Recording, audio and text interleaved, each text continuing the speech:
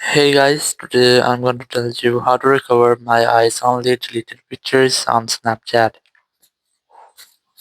If you're using Snapchat and you're facing the issue that you have deleted your my eyes only photos and now you want to recover them, so let's see how can you do that. You have to very first open your app store and you have to search for Snapchat here and you have to try to update in your app. If you find any pending updates, start to update your app.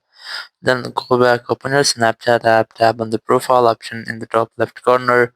Tap on the settings of the gear icon in the top right corner and here just scroll down and look for the option of Help Center. Simply tap on that and here just wait for the moment until it's loading. Then scroll down and tap on this Contact Us option.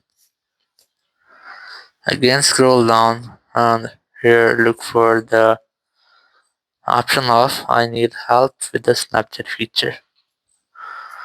And here just look for the option of memories and then select using my eyes only. And here tap on the option of filling out this form.